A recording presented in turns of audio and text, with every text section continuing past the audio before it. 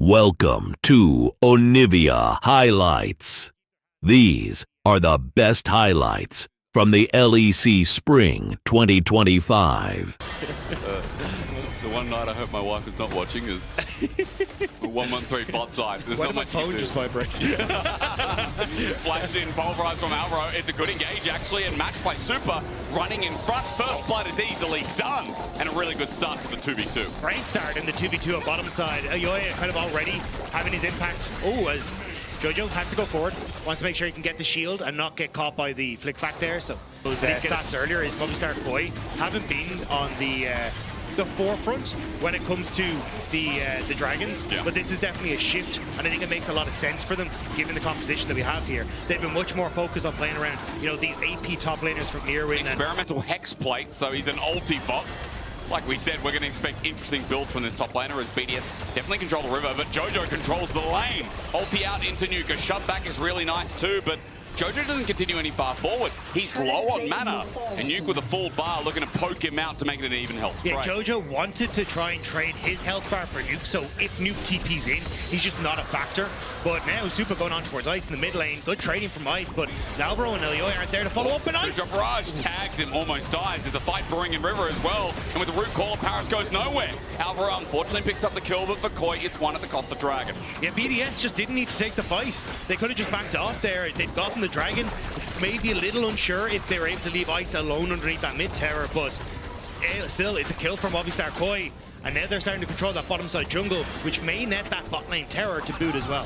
While the pressure continues in top, I mean, those mid laners are still fighting it out. And Jojo's TP, but with low health bar, low mana bar, he's just defending passively. While Nuke, also known as Unk, continues pushing in this wave. Arrow, good little dodge from Jojo, but it's into the seismic shove. He is your Unk! Solo kill for Nuke. That's so hard for Jojo to be able to play out. Like, you're either getting hit by the Ash Arrow or you're getting hit by the... They're moving everyone up here to try and contest. They haven't really willingly given up anything so far in this game. And again, they want to fight. That's what we know about the Fishes. All in. Super just arcade shift in front of Ice. He gets auto down, flashes away, but there's no ulti for Alvaro. They're engaging with a cow without the horns. And again, that Pioneer is going to be taken down. BDS with the Herald and a good state from the pick. There was no need for Movistar MKOI to try and contest this. We talked about the strengths of the composition being, hey, let's look for poke, let's set up on the objective early. If you're going to be late, look for the cross map.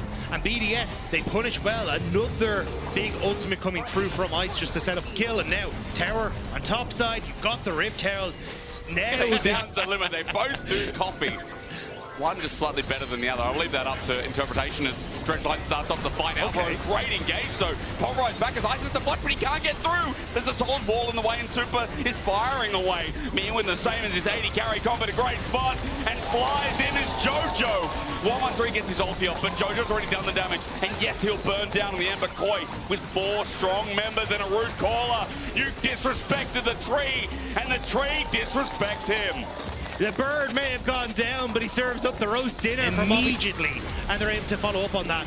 And then at this point, you're just fishing a barrel.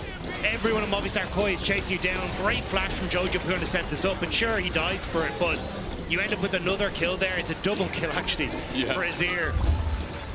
And now, rinse and repeat? Question mark. Is Rift Herald going to be put down? At least it narrows the gold gap, but also look what that fight did. 1k gold lead in top, 1k gold lead 80 carry. Strong members of Koi here, and 2.5k gold lead as the Herald tries to regain some of that, but Chains of Corruption just out of range. Alvaro again with a good engage. Root Caller down as well as Irrelevant is now overheating, but the cow happy to absorb with the Redemption, healing him up. The auto attacks are weaving and flying, and the teleport is going to be dying as 113 is free target. Paris re-engages, but BDS are all over the place, and Jojo loves those odds. Nuke falling back, Super falling in, seismic shove out, the turret helping out, Super not dead, so low. Meanwhile, Irrelevant is just trying to claw back, while Mirwin is sitting autoing here like he has all fight. Irrelevant if he runs in, I don't know about Jojo's real voice. Well, I mean, he's having big fights. Look, 4k damage, and, you know, we talked a lot about this as Nuke might be caught out yet again here. Mirwin on top of him. The damage is going to be immense. He's dead. Mirwin's got a Quintus now, and he gets the base AD from Experimental Hex Plate. He's dealing damage as BDS trying to do that same damage to the turret. Mirwin's just going to find top turret, and also with his attack speed rolling through. Be an easy job, but Jojo's improved a lot. Jojo's landing's improved a lot. With the rest of the team, but definitely started to step up, and I think okay. Arrow, hit super instant cleanse. Here comes the Weaver's Wall as well, while under turret 113 is getting chunked out again. These 80 carries will not stop. Alvaro flashes away from the depth charge, but even with the dredge line in, this is an Ivan. He's got shielding, he's got time, but he doesn't have a health bar. Irrelevant made short work of that as Nuke again. Seismic shove, Jojo gets over the wall. We're complimenting them, but BDS still have the will to live. But Movistar Koi will continue to push. It's only Mirren who's shown up now after getting that top lane turret. So mid lane, despite heroic efforts from BDS, will still fall. I see fire. Very good song, very good angle for Koi. You gonna sing that one as well? Not now, but there will be a way. Ed Sheeran copyright incoming. Wait a sec. They're gonna do Atacum. They're gonna chain this, and look at where BDS are on the map. Yeah, Nuke does have the teleport, but they've had zero idea of what's been happening in this river this entire time. They try to push mid for the tower, but super covered, and now can they get in for the 50-50? But Alvaro, he's free range right now, so he doesn't care. He'll walk into any bush, anytime, anywhere. True Shot Barrage, equalizer down, but it's still not imminent because the Weaver's Wall over the wall makes it so in case there is not a shove back ascend in. Jojo ran into melee range. The arrow gets it, but again, he can just withdraw. Irrelevant will go golden. He's candy in front of the baby, and baby will take it. Alvaro doesn't even burn over the edge in the end as Mirren becomes godlike. Koi become more set up for game one. More set up, then get Ezreal. And the enemy team is like, wait, no, that's what we wanted. No, you're not allowed to do that. So I think it's stuff like that that just makes it so good for Movistar Koi that you have this flexibility. And again, it was Mirren who was talking about it, like this is something that Movistar Koi wanted to start. I'm not gonna lie. So, and even the 3.5 items for super are there as well. It's a little bit delayed for Jojo Pyun, but he didn't get as much help in the early game as his side lanes did, but you're still in a phenomenal spot as Movistar Koi. Now as BDS is checking blind to all this range, you can see Paris already taking a couple of taps from these soldiers as he tries to enter to get some vision. Not even in river, just in the bush to get to river. Yeah. Says a lot about where BDS's prospects are right now. Can't even get through the front door at this point. Koi waiting. The death brush imminent. Paris the one to face check, but level 10 Nautilus. Sees everyone moving out. The poke from 113 is trying to do the same thing as well. Not even sure this guy can survive, but Alvaro knows that. Root caller down the Skarner, hit hard, and look at this. Super gets the kill, but you see it's not over yet. The arrow to fly up, but BDS and members down. Equalize not bad, but Super is ripping through. Nuke's the next target, easy as that. He's going to take the triple, but Mirren will not extend that any further. This is Mirren's kill now. He sets up for the auto. Jojo to take. And these 3 on-hit carries are living life to the fullest. And immediately Jojo TPs the bot lane. You've got these massive waves that you can look to play through. We'll just rejoin on mid. And MKOI looking to end this game right here. And in fashion as well, you have to say this game won. BDS's early game, there were some real brilliant moments, but once Koi snagged it, they held on to it, and now match of the week. The fish is still swimming, and they're still swimming real good to open up the series. Jojo having a little bit of fun at the end of this one. The tower will fall. And save Mirren! Save the KDA! Front line for trying to break through that front. MC Hammercom. The only thing we need is Jace just for the dance, you know? That's crazy. I always talk about this. Minion wave stacking up. Okay, Ice on his 4th shot. They're looking for Alvaro here, and Paris is going to Winter's Bite, flash away immediately, and Alvaro is okay. Survives the concussive blows, and Paris is out of there with the heal, while meanwhile, Mirren took a bit of damage. Looks like a turret shot as well, but it's an easy kill. Dives it so nicely. Doesn't take that final killing blow, and first with blood. This snare, and it just hasn't quite had the impact that you want. And now the early kill going across as well, going to help out massively for Movistar Koi, but Paris still wants to try and get active, same with 113, but Alvaro here to cover. X-Flash in, Jojo is low, but the setup is good. Nuke gets executed, flash away, Jojo almost dying. Nuke is closer, the Winter's Bite slows him down, and Alvaro will be stunned on the double as flash forward from Elyoya. That was smooth criminal behavior. Nicely done by Elyoya to finish him off. Paris trying to keep the wave out from underneath the tower, but Movistar Koi going to have absolutely none of it as 113 appears from the jungle. Audacious charge again, Elyoya going to take the concussive blows, flashing away, or rather Alvaro crashing down away. 113 is joined in, but he's not doing too much damage. Here's a Jin on the horizon. Elyoya's already started up Dragon with the push he has in boss and mid, so you're not really in a position to contest this. BDS going to try anyway, isn't he? 1-1-3 wants to set up that wild growth setup and at least strangle those thorns as the flash Alvaro matches, but concussive blow sets up. One man ulti only onto Alvaro. Dragon's just been done though. Alvaro probably happy to sacrifice his life as Jojo hops away. It's one kill, but the start of objectives goes to Koi. I think More important lane, Mirwin is still maintaining pressure. I like how engrossed you are in this top lane when nothing's happening. Dude, top, as long as it's not tanked, it's a great meta as Ice. You might be finding the opposite. Bullet time out. Good kite down. Ice gets away, sets up with his curtain call, and Alvaro with a sidestep up. It was clean, but will he survive the final shot? That's a no. Second death here, second kill for BDS. 1-1-3 showing up at the perfect time to turn that one around. And Jojo Pyun just looking for flanks, playing off of invisibility. So I think this is where Ice's value might be a little hindered unless BDS are able to set up properly at these objectives. But if Mirwin's popping off like this, it's hard to get there. Hallowed missed us down though, so if Irrelevant ulti's in 1-1-3, this should be easy. Tries to skip away, ulti back in 1-1-3, sets it out, strangle those thorns. Mirwin about to die and he won't get a chance to get the needles out, so Irrelevant. That patience finally comes due. And that's just what we were talking about, right? He's decided he's going to pay another visit. Yeah, he's actually managed to sync up now with Elyoya, having that faster clear doing work from his entire jungle's down. So he's like, right, well, I just won top lane, so let me cover bot side. And he's read it as Elyoya is here, but can he do enough? Best Uber Eats driver I've ever seen is 1-1-3, hovers on the side. He makes sure your food doesn't get hot, and Paris sends him upwards, and he's absorbing damage for now, but Alvaro ticks over. Both supports dead in the wind as Ice is chunked down, and Elyoya is looking a little bit deeper. He'll find the kill, and that means Ice is down for the count with his shutdown over to the Xin Zhao. When Koi start faltering, stacking for Koi's going to continue. Grub's still not up. Elyoya here first, and he's got a lot of damage stacked there. This is just dropping like flies. Same position as the last Dragon. Yeah, this is kind of what we were talking about, right? If BDS as Elyoya is just looking to start this off, at least get 4.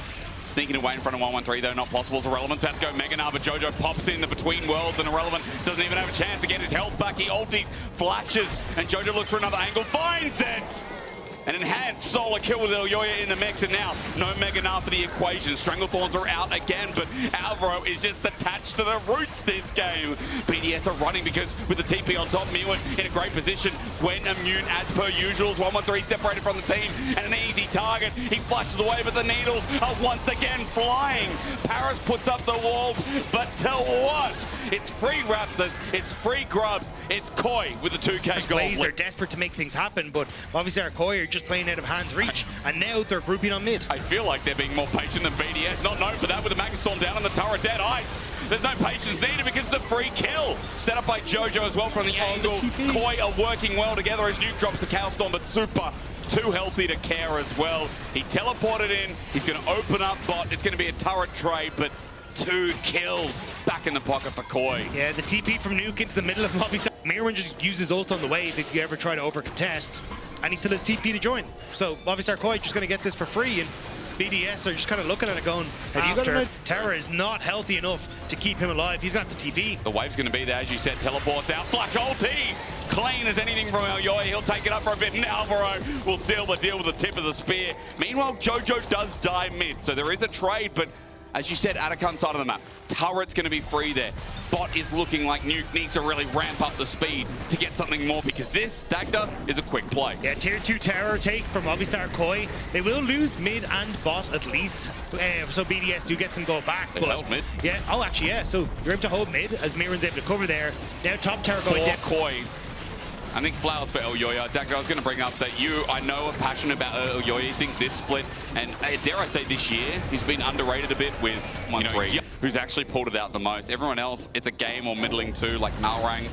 Has set up there, Alvaro going to flash away. He's crashed down, gets him out. Good sidestep from the deadly flourish. Magnustorm in response, so it's Irrelevant. Has to burn his own flash. As the Stranglethorns out, Elyoya has got his ulti out, but a Winter's Bite concussive blows slows him down. But here's Jojo to separate the circle of death. Again, you need to take it to Mount Doom, but BDS haven't even got out of the Shire. Super flashing away. Nuke's laser ain't there, but Ankh is in the middle of it all. His Chaos Storm looks great, but too much in the way. Again, Koi are just so much better. Game 1, Game 2, in BDS's face. Ice has to deal with it. He flashes away. That's Jojo getting out, but there's more where that came from. Elyoya once again showing his superiority.